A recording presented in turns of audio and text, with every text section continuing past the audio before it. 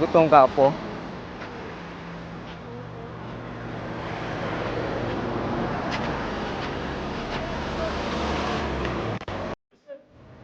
Sa kuan lang sa kuno bisa gamay lang Kaon mo di. kaon Kanon oh po. kanang quick pa oh gamay ra mo amo halin ha Oh, pwede sir pwede. amo na kanang amo kuan sir gulay Oh. amo na apil kuan sir. Wala pa man may naharinan gud upuan, nagugutom naman akong apo. Ito may inyo. Kana lang baratuhon, kakaon lang akong apo. Unaon mo? Wala man yung kanon. Isa-isa. Apo na lang na ako makaon. Ikaw, dili ka makaon. Ito daw. Dili. Ay, sabaw. Pagkakusara lang. Dili, pagkakusara rin.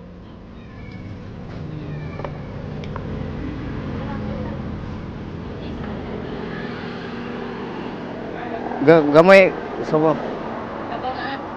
sabaw lang ma kanang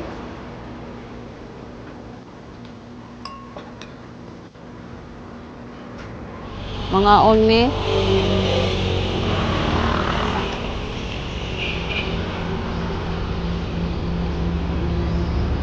Kung siya man kasudan yung panon, tay pagtakos og luto tay sa isa. Karang mura pag ginakon ba akong heart na tandog. Nga kaluoy pa pud ani nila oy nga. Wa ko nag-speak nga ana siya. Kailan ko ay ta 20 ra daw. kano lahat?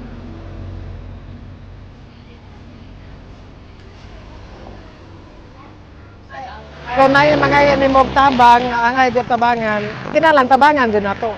Labi na kanang mudol bitaw sa ato ah. kaon tami gamay bisag sabaw lang gamay ra among kwarta ma'am Ito may inyo. mo ra may mo Ito na imong gusto sudanon. sa gulay lang siguro sir kay gamay ra kayo among kwarta sir. Ayo, imo na na. Imo na na. Ikaw na na. Dali, dali. Dali.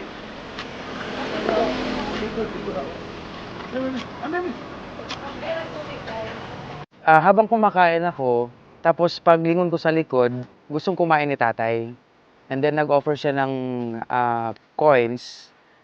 And then doon ako na medyo na-touch kasi nagtitinda lang ng gulay tapos gustong kumain na gugutom. Na huminto muna ako ng pagkain, pinuntahan ko si tatay, nag-offer ako ng food for him kasi nakakaawa eh. Nakakaawa talaga.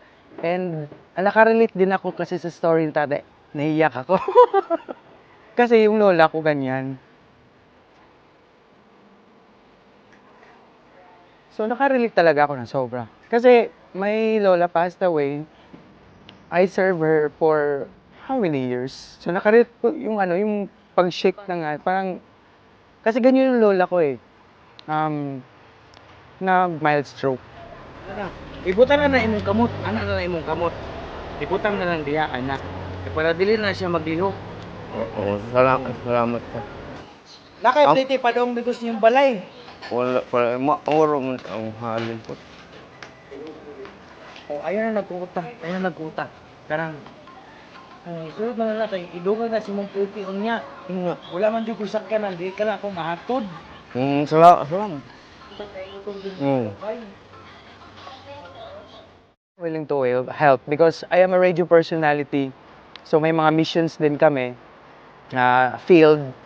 So medyo nakarelate talaga ako ng mga ganyang mga storya talaga. Okay, okay.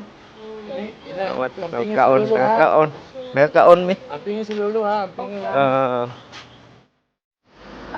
Sabi nga nila 'di ba, it's better to give than to receive.